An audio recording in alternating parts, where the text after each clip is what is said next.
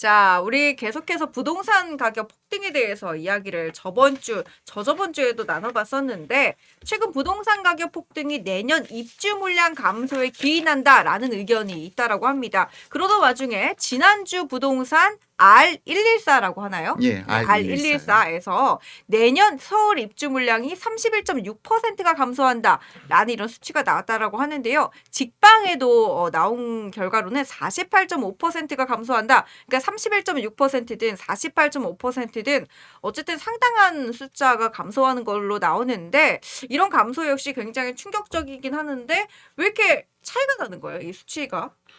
지금 부동산 R114의 통계 수치는요. 네네. 한국부동산원 통계와 합쳐져서 나온 겁니다. 그러니까 지금 현재 부동산 R114에서 이렇게 입주 물량 체킹하는 것은요.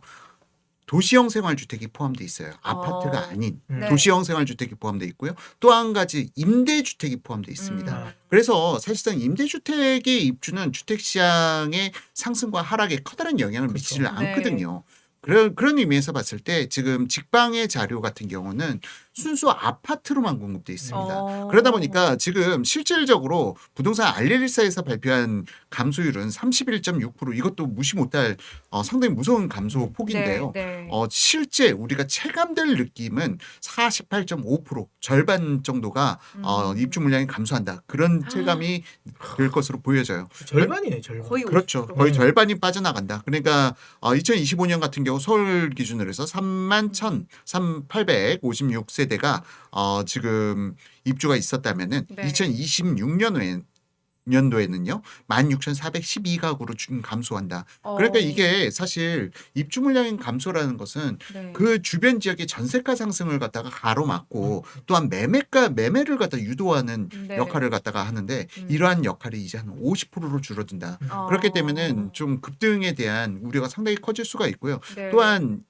전세 물량을 풍부하게 해주는 역할을 해요. 네. 신규 입주 아파트 뭐 전체가 다 입주한다 하더라도 그쪽으로 이주해 오는 사람들이 기존 집을 그렇죠. 갖다 처분하거나 아니면 전세를 놔야 네. 될 거 아닙니까? 그래서 그만큼 공실이 생길 여지가 생기는 것인데 그런 부분이 차단됐고 더욱이 지금 토지거래 허가 구역으로 지금 갭 투자가 불가능한 상황에서 임대주택이 늘어날 여지가 훨씬 더 줄어든다. 그래서 내년도에는 아마 매매가도 그렇지만 전월세 시장이 상당히 좀 무섭게 급등이 나오지 않을까 싶습니다. 그리고 이러한 현상은 2월까지는 마침 입주 물량이 조금은 있어요.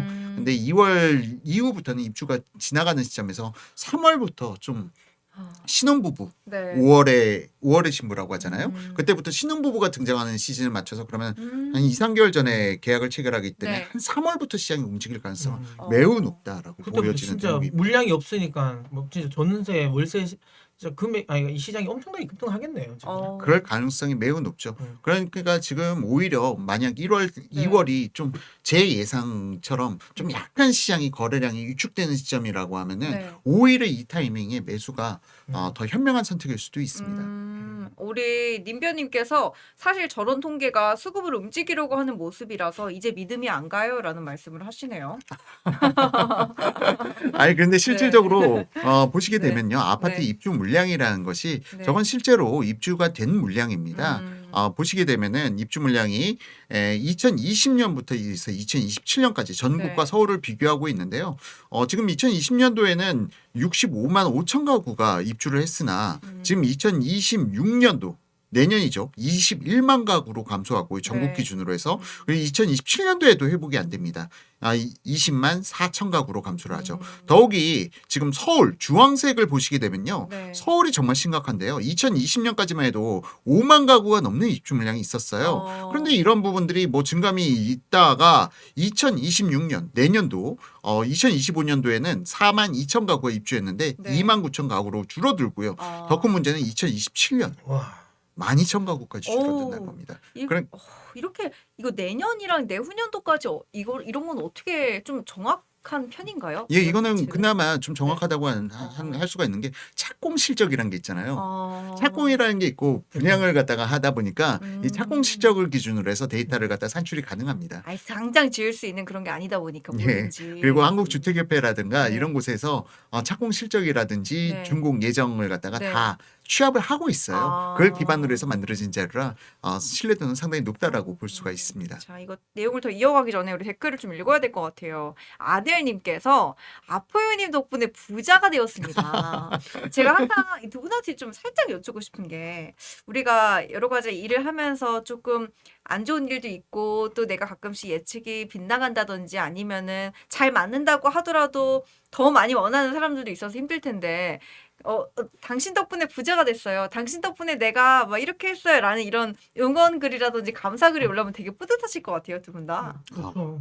그것보다 사실은 이거는 상대방의 품격과 인격을 아, 보여주는 말이에요. 네. 도움을 받았어도 맞죠. 그냥 그렇죠. 내가 잘해서 아, 보통 사람의 네가 기본적인 돈 줬냐? 심리는 내가 어, 산 거지. 그렇죠. 아. 내가 잘해서 돈을 벌었다라고 생각하는데 이 공을 남에게 넘길 수 그렇죠. 있다는 이런 여유를 가질 거 있다는 거는 그 사람의 품격을 보여주는 게 아닌가 그런 생각이 듭니다. 우리 문서지 멘토님도 예, 그래서 네. 저는 네. 좀 기억에 남는 분이 네. 계시거든요. 네. 지금도 이제 계속 이제 저희 고객으로 남아 계신 분인데 어, 그분 같은 경우는 이제 원래 이제 변호사를 하셨어요. 네. 변호사 하시다가 이제 저랑 같이 이제 해서 음. 본인이 이제 이런 나이에 그 은퇴를 하셨어요. 네. 변호사도 이제 안 하세요. 그래서 그래서 이제 본인 인생을 좀 빨리 쉬게 해줘서 너무 고맙다고. 파이어족이 됐어요. 네, 파이터족이 야. 됐어요. 네, 그래서 네, 그거 너무 고맙다. 네. 이야기하면서 아직도 이제 저희 고객으로 계신데 그런 이야기 들으면 좋죠. 제가 이제 어쨌든 그 한 사람 인생을 그 긍정적으로 바꾼 그쵸. 거잖아요. 네, 그래서 자기는 뭐 원래 소원이 그거였대요. 빨리 은퇴하는 게 자기 소원이었대요. 와. 어찌 보면 그분의 소원을 또 이루어 드린 거니까. 저도 빨리. 저희가 좀 너무 젊으신데. 자, 저는 열심히 여러분과 함께 우리 부크담님 응원합니다. 그러네요. 정말 멋있는 말인 것 같아요. 당신 덕분에 내가 이렇게 됐습니다라는 표현이 와, 결국에는 우리가 선택은 내가 진다라는 건 다 알고 있지만 책임은 내가 진다라는 거 알고 있지만 아름다운 서로 아름다운 그런 마음을 주고받는 것 같아 좋습니다. 자, 이제 다음 페이지 한번 보여주세요. 자, 조선 비즈에 나오는 기사인데요. 이름 제목을 보니까 올해 서울 주택 분양 작년보다 40%나 줄었다. 정비 사업 급감 탓이다라는 게 나와 있는데 이 부분이 부동산 시장에 미칠 영향력은 어떻게 나타날까요? 실질적으로 잠깐 앞선 페이지를 갖다가 보시게 네. 되면요. 서울 아파트 착공 실적이라고 있습니다. 네. 이 착공과 동시에 분양을 하거든요. 물론 후분양 물량이 요즘 좀 많이 늘어났다고 하지만 지금 서울 아파트 착공 실적을 보시게 되면은 2022년 4만 5천 가구에서 네. 지금 2025년도에는 14,000 가구까지 줄어들어 있는 상태죠. 그러면 이 착공이 향후에 이제 시장에 미치는 여파는 3, 4년 후에 나타난 말이에요. 네. 그런데 지금 현재 문제는 무엇이냐?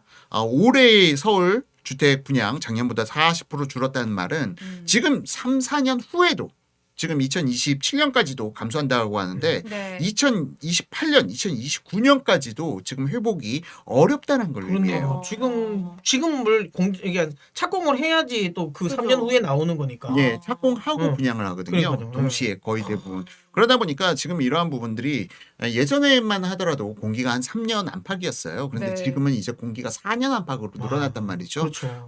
뭐 주 52시간 근무라든지 중대재해법도 뭐, 해야 되니까 그렇죠. 그런 예, 부분까지 더 다 늦어지겠죠. 감안해서 예. 공기가 지금 4년 정도가 걸리는 와. 상황인데 4년 후까지도 지금 현재 주택 시장이 늘어날 아파트 공급이 늘어날 여지는 네. 상당히 미약하다라고 보여지는 그런 대목이라고 볼 수가 있습니다.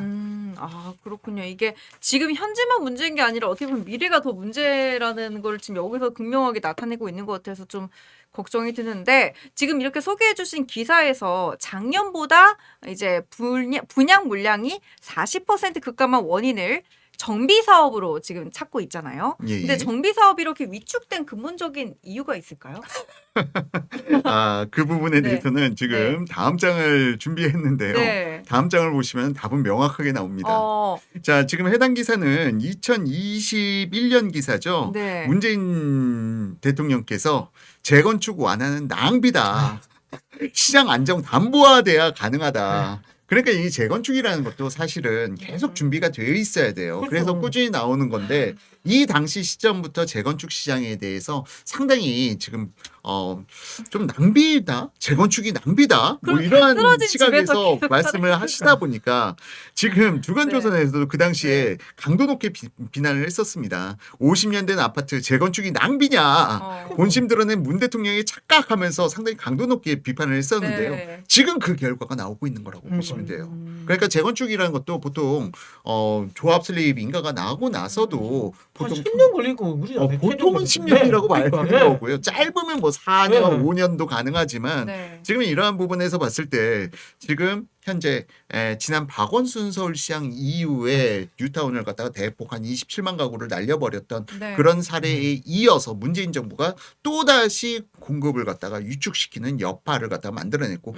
그게 지금까지 이어지면서 지금 착공 실적도 상당히 안 좋아지고 이러한 부분들이 나타나고 있는 것으로 그렇게 보여집니다. 50년 된 아파트 재건축이 낭비냐 이 말에서 딱 나왔네요.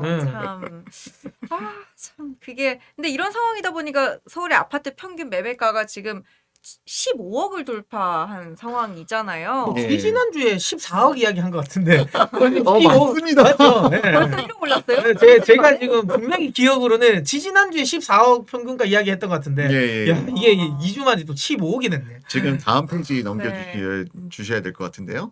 서울 아파트 평균 15억 돌파, 중위 가격도 11억이 넘었다라는 기사와 관련돼 가지고 일단 이런데 하지만 통계 집계 방법에 따라서 제가 지금 집계하는 통계 기준으로서는 아직 10억은 돌파하지 않았습니다만 지금 KB 기준입니다. 이거는 네. KB 기준으로 해서 15억이 돌파했는데 이게 정말 무섭다라고도 느껴질 수 있을 만한 것이 지난 문재인 정부 때 네. 문재인 정부가 집권하기 이전에 서울의 평균 거래가는 6억대였어요. 6억대에서 이걸 13억까지 2배 넘게 올렸었죠. 네. 그리고 13억에서 잠깐 떨어졌다가 네. 12억대까지 떨어졌습니다. 윤석열 정부 때. 네. 그리고 나서 올해 들어서 이게 갑자기 12억에서 13억? 회복됐네? 하는 순간 아차하는 순간 14억까지 돌파했고요. 그럼 15억까지 이렇게 급속도로 올라간 거예요. 이런 부분을 갖다가 보게 되면은 지금 현재 15억 돌파? 이게 지금 아직도 변동성이 상당히 크다는 부분이에요. 이게 15억이다. 지금 부동산 시장이 얼마다라는 걸 갖다가 예측을 할 수가 없어요. 과거에는 어느 지역의 아파트가 얼마다라는 걸 갖다가 어느 정도 외우고 다니면은 네. 좀 이거 자연스럽게 나중에 써먹기가 좋았거든요. 근데 지금은 외울 수가 없어요. 한 달 지나고 나면은 또 몇 억씩 올라가 있고 이런 상황이다 보니까 지금 서울 아파트 평균 15억 돌파라고 하지만 이게 지금 아직 끝이 아니다. 네. 내년도가 되면은 이게 16억으로 언제 올라갈지, 17억으로 얼마나 올라갈지, 그리고 또한 이게 어디까지 올라갈지도 그렇죠. 지금 가늠할 수 없는 부분이라 그러네요. 지금 현재 시점에서는 상당히 좀 불안한 전국이라고 볼 수가 있을 것 같아요. 그렇습니다. 우리 ABC님이 정말 고맙다. 집값 띄워줘서 은퇴 니들 때문에 빨라졌어. 이게 참 좋은 건지 안 좋은 건지. 우리 성수님은 부동산의 재앙이다. 윤석열 정부는 집값을 낮췄다 이런 이야기도 하시고 각자 이제 판단이 또 아마 각자 지역에 따라 다르시거든요. 그래서 이 지역에 따라서 좀 다르긴 할 텐데 근데 문제는 이게 서울에만 국한된 문제가 아니라는 거죠. 그러니까 서울뿐만이 아니라 지난번에도 이제 뭐 경기도, 인천 설명해 주시면서 하남 이야기도 나왔었는데 지금 현재 하남에서 국평이 15억을 돌파했다 이런 기사가 나오고 있어요. 지금 하남 경기도에서 이런 양상이 퍼져나가는 건 도대체 어떻게 해석을 해야 될까요? 그러니까 서울의 평균 거래가가 네. 15억을 넘었는데 하남 국평이 지금 15억을 갖다가 돌파했다. 그런데 물론 이거는 좀 약간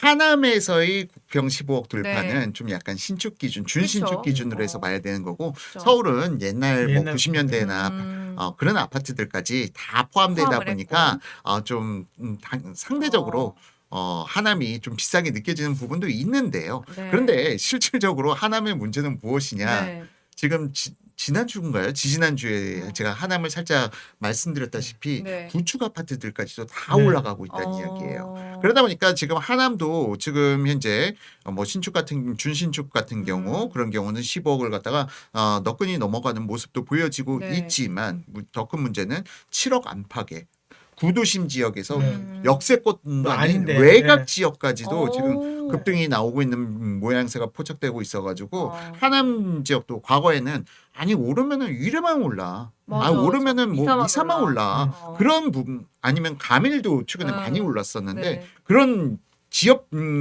특정 지역이 아니라 전체 지역이 다 급등의 양상을 함께 보여가고 있다라는 부분에서 과거 최근 한 4, 5년간의 상승 패턴과는 구분되는 상승이 나오고 있다. 그러니까 이거는 문재인 정부 한 3년 차에 나타났던 현상이 네. 지금 벌써 이재명 정부 1년 차에서 나타나고 있는 것이 아닌가 그런 근데 생각이 지금 듭니다. 하남의 그 구도심 중에서도 지금 3기 신도시도 곧 진행될 예정이잖아요. 예, 하남 교산 네. 지구가 있죠. 교산지구. 그러면은 나중에 더 가격 폭등이나 이런 게 더 토지 보상은 이제 거의 마무리 단계에 있기 때문에 뭐 아. 유동성이 더 팽창된다거나 뭐 그런 그럴 수는 부분은 없을 없는 거. 테지만 음.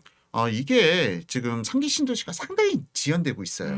토지 보상 문제도 그렇고 네. 이러한 부분 더구나 공사비가 증액된 부분 때문에 지금 아. LH에서 이걸 과연 맞아요. 어떻게 분양할 수 있을 것인가, 어. 초기 분양가가 얼마나 나올 수 있을 네. 것인가. 특히 하남 교사는 왕숙보다 토지 보상비가 좀 더 많이 들어간 걸로 알고 있는데 과연 분양가를 얼마나 내보내면서 할 수 있을까라는 부분. 왜냐면 아마 첫 분양은 좀 저렴하게 분양이 될 겁니다. 첫 분양은 무조건 들어가야 돼요. 네. 그래서 신도시를 투자할 때 장화 신고 들어가서 구두 신고 나온다라는 아. 이야기가 있는데 지금 이러한 부분들이 딱 네. 맞는 부분이 지금 첫 분양은 좀 어떻게든 해당 그 신도시에서 저렴한 가격 이걸 강조하기 위해서 싸게 분양하지만 분양이 어느 다 계속 되면, 어느 네. 정도 이어질 때마다 분양가가 수천만 원씩 올라갈 겁니다. 그러면서 어느새 이 분양가가 1억이 더 올랐어? 2억이 더 올랐어? 3억이 더 올라갔어? 그런 식으로 해서 이 이후에 분양될 부분들이 더 분양가가 세지기 때문에 무조건 첫 분양은 작고 보면은 돈이 된다라는 부분도 좀 염두에 두시면 좋을 것 네, 같아요. 하남 투자하시는 분들 있다면은, 그러니까 하남 관련해 가지고도 제가 하남시 출신이어가지고 이제 그러신가요? 주변에 그런 이야기를 하시는 분들이 좀 있거든요. 이제 반복으로 가면은 네. 이렇게 좋겠다 이런 얘기 하는데 저는 이제 아니고 어쨌든 우리 아들님 하남시 아파트 가격 회복, 피자 먹는 거북이님 임대 신도시 이런 얘기 해주시고. SSY님이 참 돈 많은 사람이 많구나. 그러게요. 왜 저만 없죠? 자, 다음 페이지 보여주세요. 근데 이제 대표님께서 이제 오늘자 기준으로 다시 이제 현재 부동산 시장의 실거래가 현황을 뽑아주셨다라고 하는데요. 전국 기준으로 봤을 때 얼마나 큰 변동폭이 있을까요? 그 전에 경기도 잠깐 빼먹고 나간 것 같은데. 경기도 얘기 다시 한 번 더. 경기도 네. 먼저 이야기를 하고 네. 좀 마저 진행을 하도록 네. 하겠습니다. 자, 지금 경기도 그 하나만 이야기를 했는데 지금 다음 장 넘겨주시면요. 다른 지역도 경기도 주요 지역들 상승을 보게 되면은 있죠. 지금 서울의 상승보다 경기도에서 더 높게 상승하는 지역들이 많이 나오고 있어요. 지금 수지. 그러니까 11호 부동산 대책 이후 서울만 오른다는 공식에서 지금 경기도 용인 수지 같은 경우는 지금 서울의 웬만한 지역보다 더 높은 상승을 갖다 네. 보이고 있고요. 성남 분당구도 여전히 0.44 이상의 상당히 높은 상승을 보이고 있습니다. 사실 0.35 상승까지는 급등이다라고 이야기할 수 있는 수준인데 0.35가 넘어가는 수준에서는요. 이제 폭등이라고 보셔도 무방한 겁니다. 지금 하남이나 성남 분당이나 용인 수지나 지금 폭등 수준이 나오고 있고요. 용인 수지가 지금 말 그대로 0.51%인데 이게 4주만 지속된다고 하더라도 2%대 상승이 나오는 거예요. 한 달 동안에. 지금 이러한 부분을 감안하게 된다면은 지금 현재 경기도에서도 이제 서울을 갖다 넘어서는 급등이 나오는 곳들이 여기저기서 나오고 있다. 네. 그래서 지금 하남 보게 되면은 하남도 지금 0.42 상승으로 폭등이 나오고 있는 장세가 나오고 있지만 하남보다 더 폭등해가는 곳들도 지금 이렇게 속속 나오고 있는 것으로 보여집니다. 용인, 수지, 성남, 분당, 하남, 안양, 동안, 과천도 있고 광명도 있습니다. 네, 광명이나 과천 같은 경우는 좀 상승폭이 네. 줄어들고 있다라고 하지만 여전히 0.3 이상이면 급등 수준의 그렇죠. 상승이 계속 이어지고 있다고 네. 봐야 되는데 사실 여기는 좀 착시 효과가 있습니다. 아. 지금 해당 지역의 거래량이 좀 많이 줄었어요. 네. 거래량이 줄다 보니까 지금 상승폭이 상대적으로 낮아진 것처럼 보이지만 호가는 여전히 좀 상당히 높은 수준에서 유지가 되고 있어서 지금 이게 거래량이 다시 살아난다라고 하면은 지금 상승폭을 다시 높여갈 리스크도 상당히 높습니다. 다만 1, 2월이 좀 약간 비수기 그 아. 여파가 있으면서 좀 잠깐 쉬어가는 타이밍이 나오길 네. 좀 바라볼 따름이죠. 우리 성수님이 성남 수정도 같이 오르길. 수정은 어떤가요? 아, 수정도 상당히 괜찮은. 상승이 뒤에서 좀 더 자세하게 어. 말씀드리겠지만 네. 상승이 상당히 강한 지역 중에 아. 하나입니다. 우리 ABC님도 수정운도 오르잖아요 라고 하시네요. 뒷페이지 보여주세요. 그래서 아까 얘기를 나누다가 만 게 이제 오늘 기준으로 다시 봤을 때 어떤지 어떤 변동성이 나타나는지 한번 살펴보겠습니다. KB가 낸 자료네요. 서울 오피스텔 매매가 상승률이 3년 7개월 만에 최고다. 이 기사를 조금 확대해서 보여주시겠어요? 네, 아래쪽. 이건 어떤 내용인 거죠? 예, 지금 아파트가 너무 폭등하다 보니까 네. KB 쪽으로 해서도 지금 3년 7개월 만에 가격 상승폭이 가장 높은 수준까지 올라가 있다라는 기사 내용인데요. 오피스텔이 이만큼 오른 거면은 진짜 많이 오른 거죠? 예, 오피스텔 같은 경우도 지금 매매가가 11월 대비 0.52% 상승이 나왔다고 하는데 앞서는 주간이니까 아파트가 네. 훨씬 더 뜨겁다라고 볼 수 있겠죠. 네, 이거는 네. 월간이니까요. 네. 월간 0.52% 상승이라고 하지만 이것도 역시나 뭐 12개월 지속된다고 가정한다면 6% 이상의 높은 네. 상승이 나오게 되는 거고요. 거기다가 오피스텔이 지금 실수요자들이 과거의 오피스텔은 투자자들이 개입하는 네. 상품이었거든요. 그런데 이제는 실수요자들이 워낙에 지금 비싸다 보니까 아파트가 비싸니까. 아파트가 네. 비싸다 보니까 더군다나 오피스텔이 월세가 상당히 많이 올랐어요. 아. 그런 부분도 월세 부담을 갖다가 좀 회피하기 위해서 차라리 본인이 월세는 살려고. 사고 네, 말겠다. 그렇죠. 그 그러면서 뭐 대출 받아서. 실수요자들이 개입한 부분이 있었고요. 그런데 최근에 급등한 부분은 또한 작년에 네. 윤석열 정부 때 생숙이라고 레지던스를 갖다가 분양했던 부분이 있었어요. 네, 네. 근데 생숙 그러니까 생활형 숙박 시설이라고 하거든요. 네. 근데 이 생활형 숙박 시설 같은 경우는 거기에 주소 이전이 안 됩니다. 주소 이전이 불가능해요. 왜냐면은 이거는 숙박 시설이기 때문에 네. 숙박 그러니까 호텔 같은 그럼 학교 다니는 사람들 이런 게 좀 불편할 것 같아요. 그렇죠. 네. 그런 문제가 있다 보니까 더군다나 이런 걸 갖다가 좀 우회적인 편법적인 수단을 써가지고 주소지를 갖다가 등록하는 경우가 있었는데 이런 부분에 대해서 당시 이건 위법성이 강한데 하면서 제어를 갖다가 걸었던 부분이 있었어요. 그러면서 윤석열 정부 때 이 부분을 갖다가 야 그럴 바에야 차라리 용도 변경 진행해라. 우리가 네. 용도 변경에 대해서 상당히 허들을 낮춰줄게 네. 하면서 생숙을 갖다가 대거 오피스텔로 전환 시켜버린 사례가 있었거든요. 그거에 대한 거래들이 이제 터져 나오다 보니까 구조는 거의 아파트하고 같은 그렇죠. 이러한 네. 구조인데 네. 이런 부분이 오피스텔로 되다 보니까 이 부분이 오피스텔 가격을 상당히 끌어올리는데 큰 역할을 했던 것으로 보여집니다. 오른쪽에 나와 있는 것도 살짝 볼게요. 문정부의 졸속 정책이 빚은 생숙대란 이게 아까 설명해 주셨던 생수가 관련된 이야기. 워낙에 주택이 네. 부족하다 보니까 문정부 때 생숙을 갖다 좀 활성화시켰던 이런 부분도 옛날에 없잖아 뭐 있었죠. 노후화된 그 호텔들 같은 거 인수해가지고 네. 그 뭐 부조해서 거기도 막 하려고 했던 뭐 그런 것들도 포함되는 건가요 그때 보면? 노후화된 그 호텔을 갖다가 오피스로 전환시킨 사례가 많이 있어요. 네. 그리고 또 오피스텔로 전환시킨 사례도 있고요. 지금 말씀하신 것처럼 생활형 숙박시설로 전환시킨 사례도 있었습니다. 네. 자, 이제 다음 페이지 보여주세요. 이제 아까 제가 말씀드렸던 거 이제 진짜 다시 한 번 더 훑어볼 텐데 오늘자 기준으로 이제 현재 부동산 시장의 실거래가 현황을 뽑아 주신 겁니다. 지금 빨간색 네모 표시로 서울특별시, 경기도, 충청북도, 울산광역시 이렇게 네 가지를 조금 강조해 주셨는데 그 이유가 있을까요? 지금 전국 상황을 갖다 먼저 뽑아봤는데요. 네. 서울은 지금 역시나 좀 집계가 되면서 지금 전국에서 가장 높은 상승률로 치고 올라오고 네, 있고요. 네. 그런데 12월도 아직까지 전부 다 집계된 건 아니에요.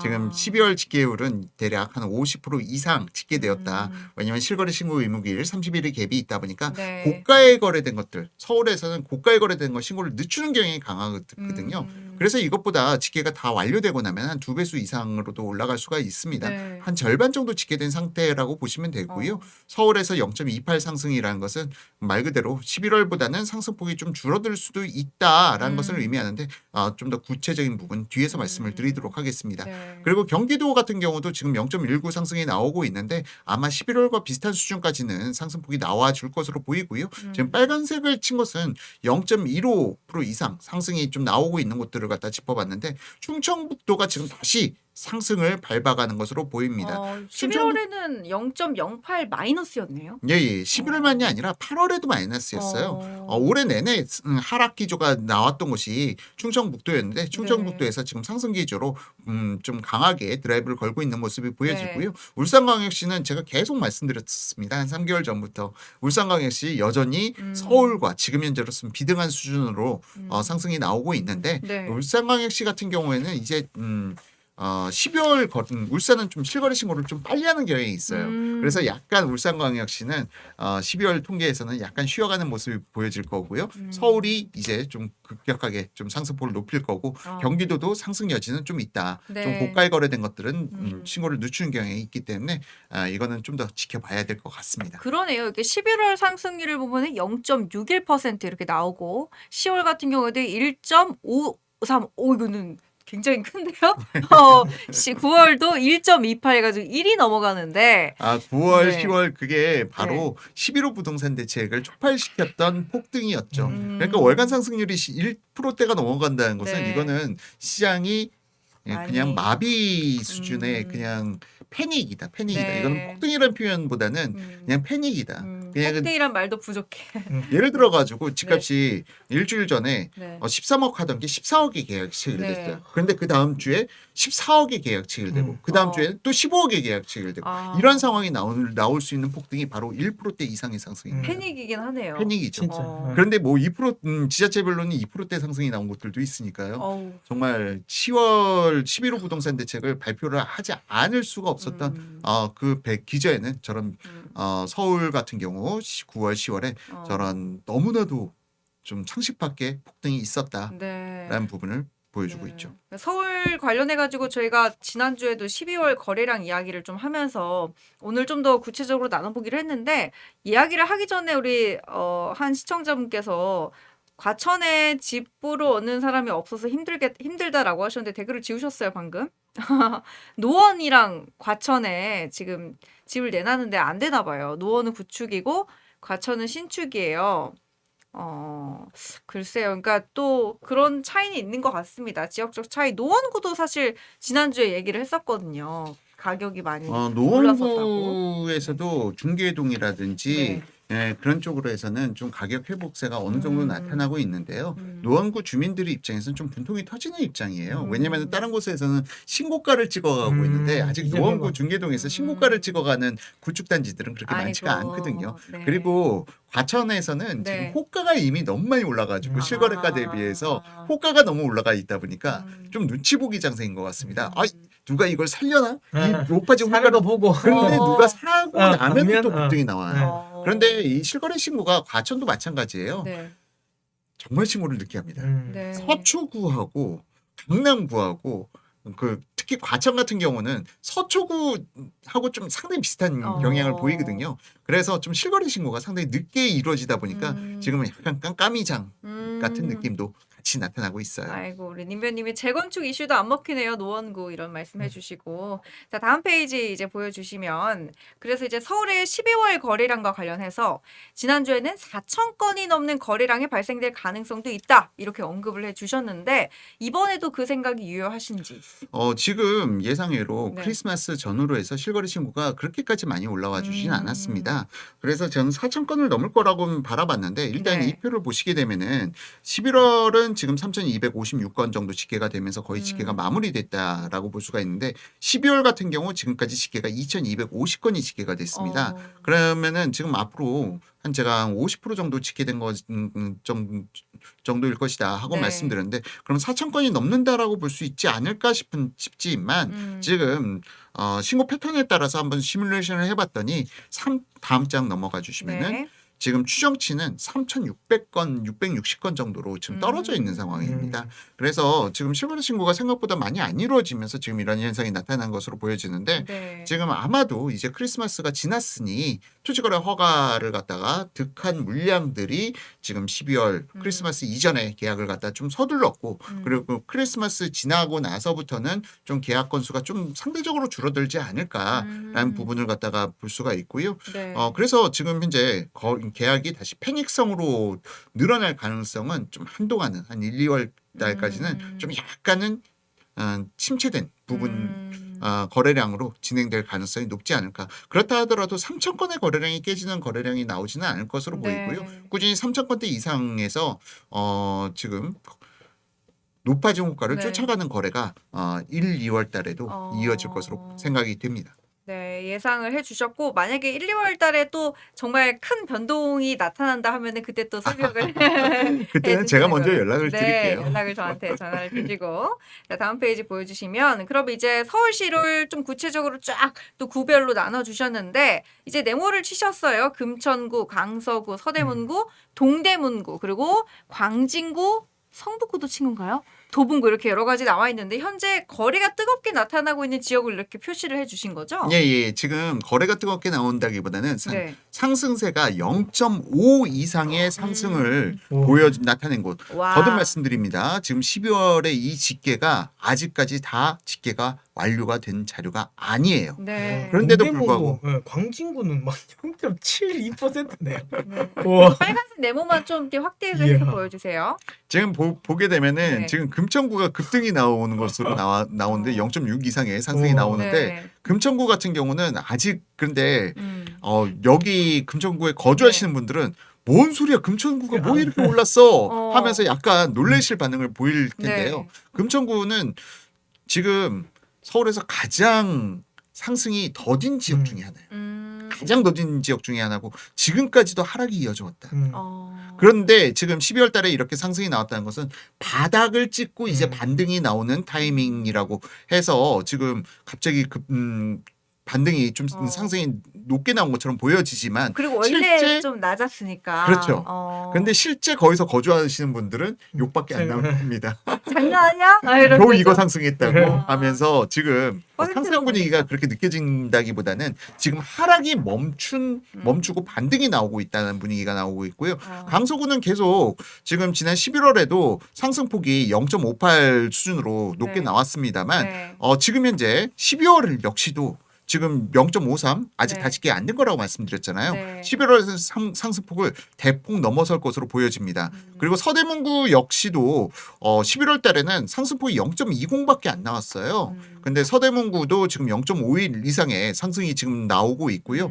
그런데 서대문구에서도 놀라운 게 서대문구 하면은 신촌 주변 뭐 그렇게 생각하실 수가 있는데 네. 그게 아니라 지금 홍제동이라든가 좀 외곽 지역에서 지금 급등이 나오고 있습니다. 그러니까 서울에서 A급지라고 불리던 네. 그런 역세권 가장 좋은 지역 그런 것이 올라가는 것이 아니라 10억 안팎에 있던 지역에서 급등이 나오는 부분이 서대문구에서도 같이 포착되고 있고요. 동대문구가 0.71이 급등이 나왔어요. 안 그래도 지지난 주였나요? 동대문구 이문동에 입주가 네. 있는데도 불구하고 이거는 기현상이다 하고 말씀드렸는데 입주에도 불구하고 지금 0.71% 서울에서 가장 높은 상승 중에 한 상승을 갖다가 보이고 있다는 부분에서 역시 지금 현재 입주 물량으로도 잠재울 수가 없는 급등이 나오고 있다라는 것을 보여주는 한 대목이 아닐까 싶습니다. 그리고 광진구가 다시 0.72% 급등이 나왔고요. 네. 또한 성북구에서 0.65 상승.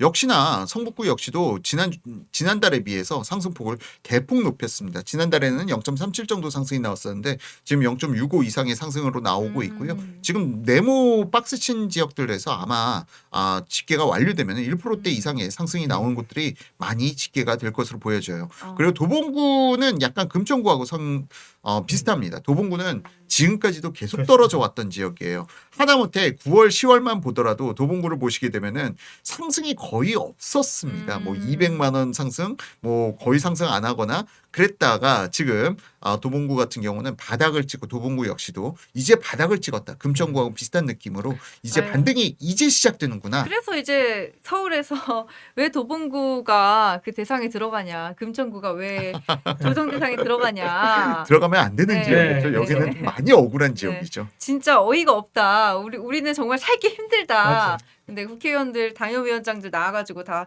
막 소통관에서 막 성토를 하던데 아무쪼록 잘 끝나길 바라면서. 근데 이제 아까 말씀해 주셨다시피 경기도에서 이제 서울보다 더 높은 상승을 나타내는 지역도 있다라고 하셨는데 실거래가에서도 좀 비슷한 현상이 나타나나요? 예, 지금 다음 페이지 넘겨주시게 되면요. 네. 지금 보이실지 이거는 모르겠는데. 글자를 조금 확대를 해가지고 예, 하나하나씩. 위에서부터 네. 예. 일단 광명시 같은 경우가 0.59% 상승이 네. 나와가지고 11월 네. 대비해서 상승폭을 더 키웠고요. 실거래가 기준으로 해서도. 수정구 나왔다. 수정구. 성수님. 수정구 나왔어요. 네, 네. 그리고 실질적으로 실거래가 기준으로 해서는 네. 지금 분당구가 0.32% 상승으로 높은 상승을 보이고 있지만 네, 네. 수정구가 0.54 상승으로 실거래가로는 오. 더 높은 상승을 보여가고 있다. 네. 그리고 안양시 동안구 역시도 지금 0.50% 상승, 높은 상승이 나오고 있고요. 네. 지금 0.5 이상만 체킹을 해놓은 것입니다. 그런데 안양 만안구 역시도 0.40이면은 상당히 높은 상승이거든요. 오, 네.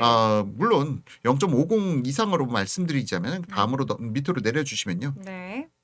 다음으로 용인 수지구 음. 0.80입니다. 오. 서울보다 훨씬 더 높은 상승이 나타나고 있고요. 용인 수지구에서는 네.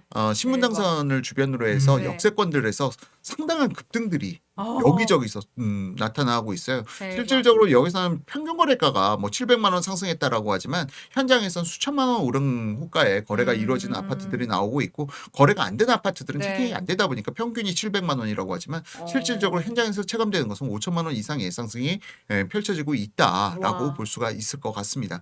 그리고 지금 용인 수지구보다 무서운 곳은 하남시가 0.96%가 올라가고 있어요. 그러니까 제가 진짜. 앞서 1%대 이상의 상승이면은 이거는 거의 패닉성 그렇죠. 상승에 가깝다라고 얘기했는데 하남시가 말씀드렸다시피 패닉에 가까워지고 있어요. 진짜.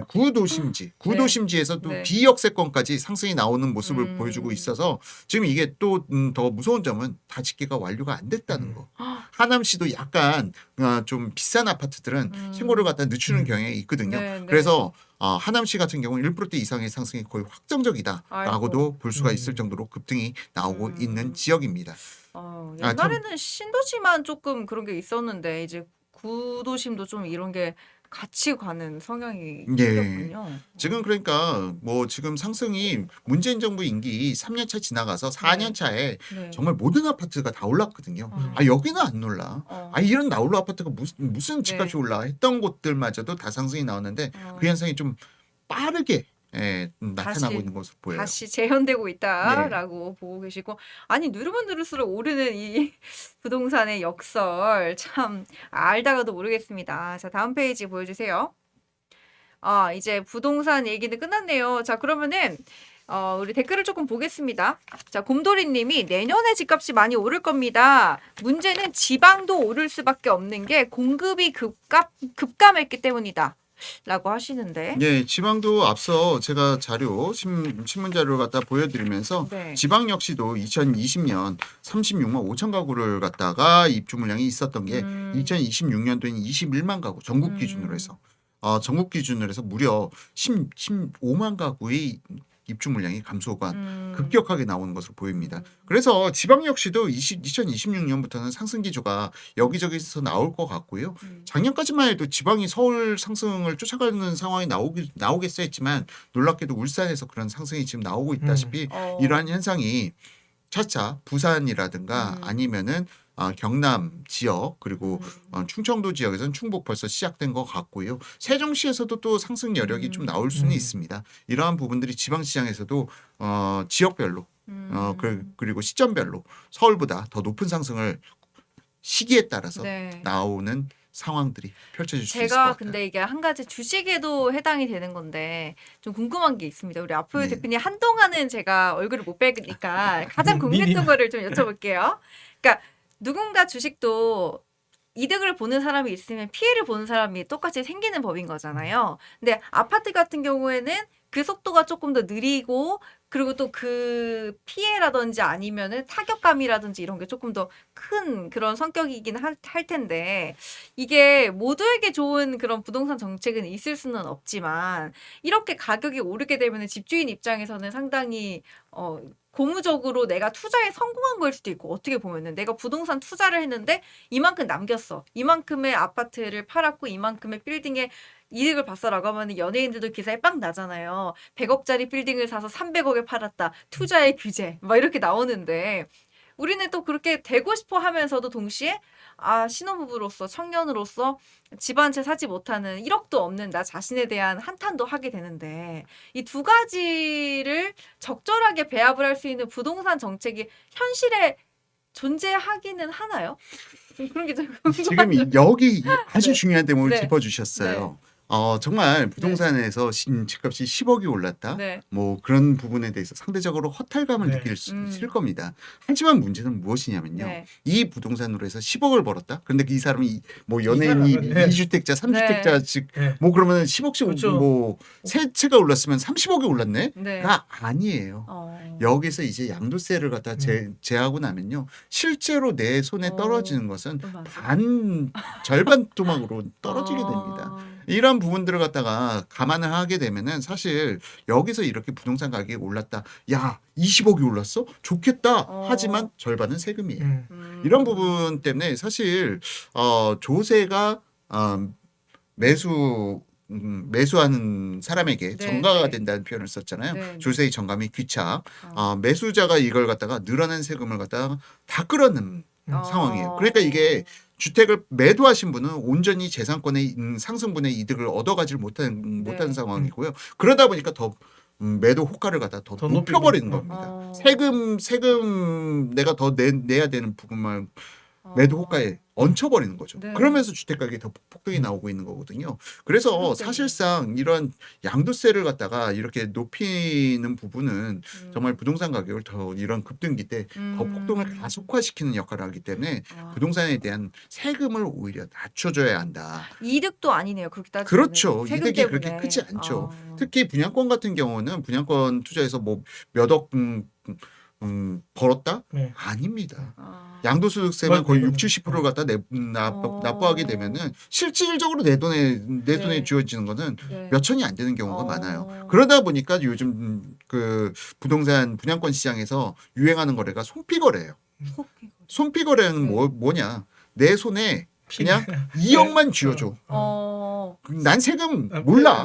세금 모르겠고 내 손에 2억만 쥐어줘. 네. 그 말이 손피거래인데 그러면은 매수인이 양도세를 갖다가 계산해 주는 거예요. 그런 식으로 해서 손피거래가 발생되는 상황이 펼쳐지게 되는 것도 조세가 매수가에 바로 전가된다. 양측에게 좋지 않고 한쪽은 돈을 더 많이 내야 되니까 힘들고 한쪽은 세금 때문에 올릴 수밖에 없고. 그렇죠. 그러니까 이게 문재인 정부 때 주택시장 안정을 명분으로 사실은 네.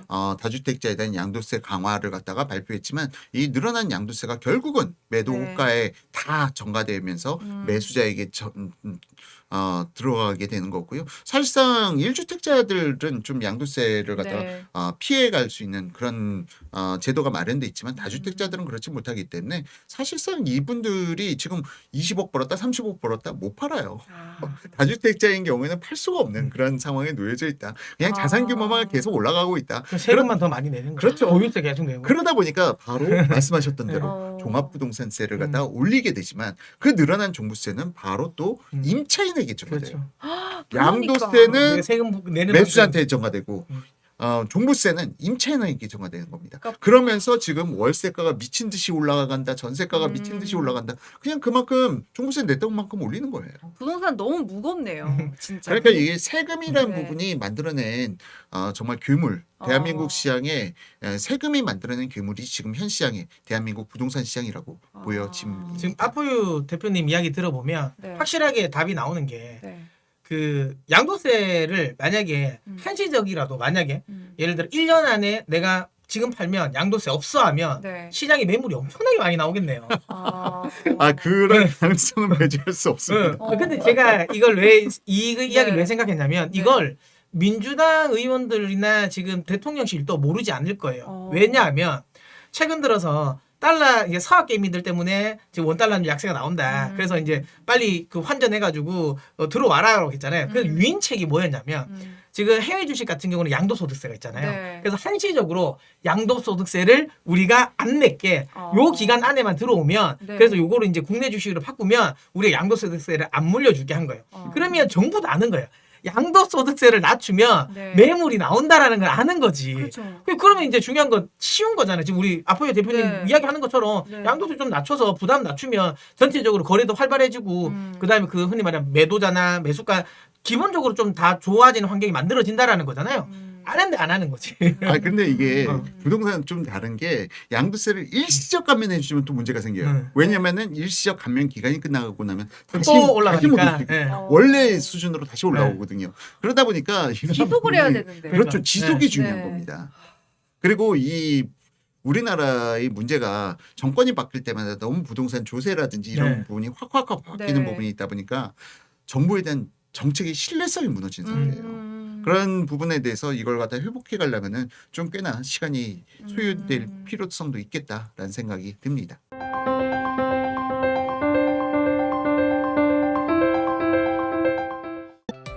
다른 영상도 즐기시려면 구독 버튼을 꼭 눌러주세요.